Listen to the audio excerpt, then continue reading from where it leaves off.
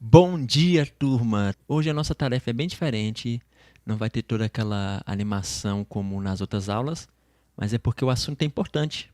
A gente precisa conhecer um pouquinho do nosso instrumento hoje, tá bom? Vocês conseguem ver a diferença dessas duas flautas? Não vale responder cor, tá bom?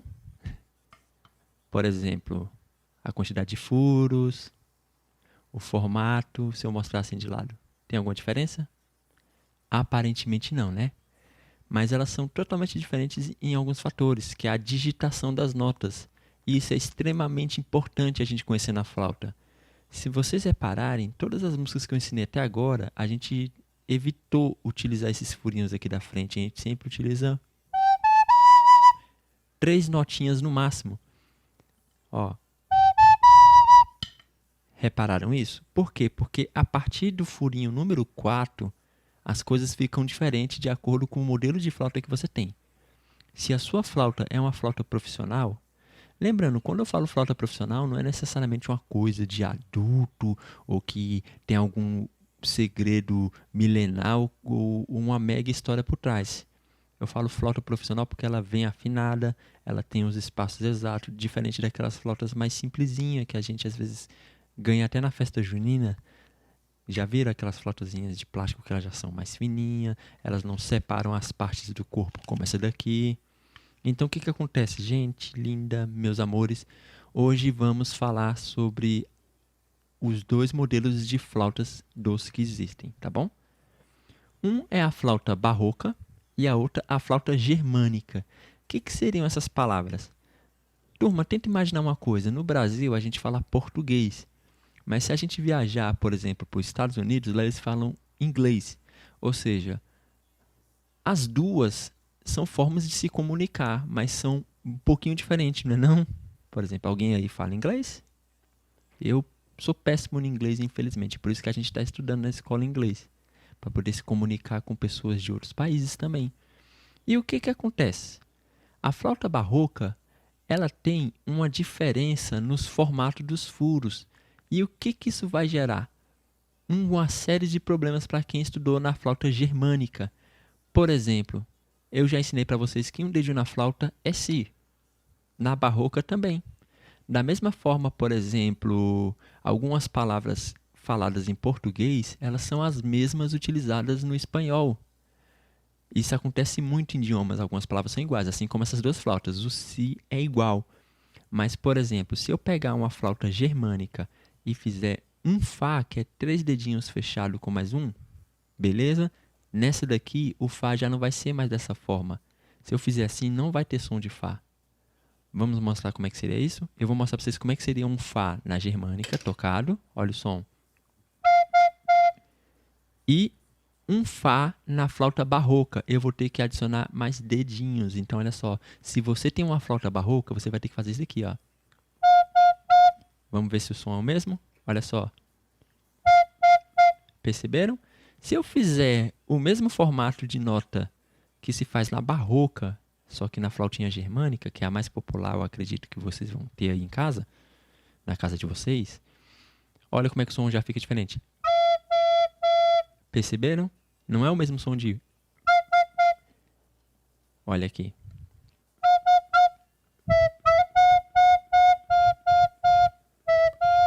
Então, o que que acontece, turma? Hoje, a gente vai aprender a digitação da flauta barroca e germânica, tá bom? Sem ilustração, porque hoje o vídeo é bastante simples. É simplesmente para a gente entender como é que funciona a digitação de cada nota. Nós já sabemos que isso é o si, na germânica e na barroca é si. Isso é lá na germânica e na barroca. Isso é sol na germânica e na barroca. Isso aqui seria fá na germânica, só que na barroca, fá você tem que botar assim. Perceberam a diferença? Você não vai utilizar o seu dedo mindinho nem o dedo médio. Isso é o fá. Então, toda vez que eu passar uma música que tem a nota fá, façam dessa forma se a sua flauta tiver um B aqui atrás. Dá para ler aí? A câmera não foca, mas tem um B. E se a sua flauta tiver um G de germânica, que está bem aqui, aí o que você vai fazer? Você vai fazer Fá dessa forma. Turma, hoje o vídeo foi simples, eu quero que vocês façam o seguinte. Olha que exercício simples. Se a sua flauta é germânica, é fácil identificar. Tem um G atrás. Se a sua flauta é barroca, é fácil identificar. Tem um B atrás. E aí aí fala, professor, mas a minha flauta não tem o G nem o B atrás. Como é que eu vou saber se ela é germânica ou barroca? É fácil. Olha só, deixa eu arrumar aqui o formato da flauta que vocês vão entender agora a diferença exata de uma flauta germânica para uma barroca.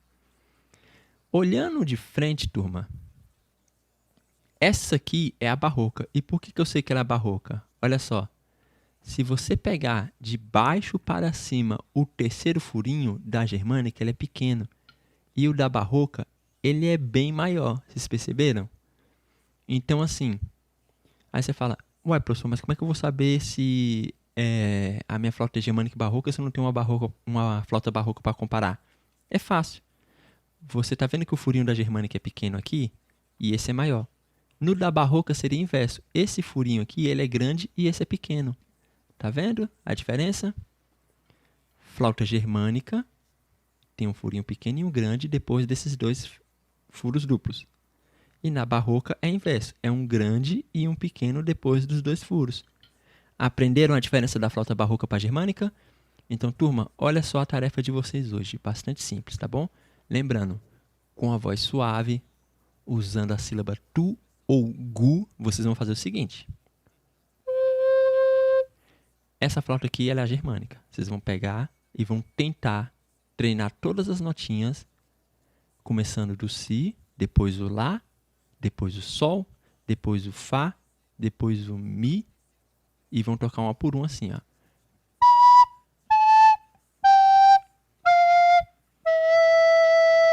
E agora fazendo o inverso.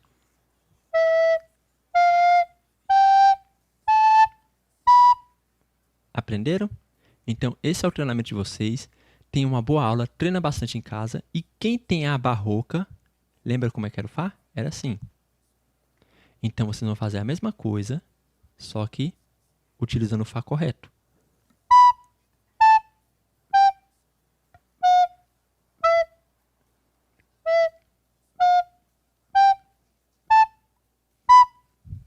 Pegaram?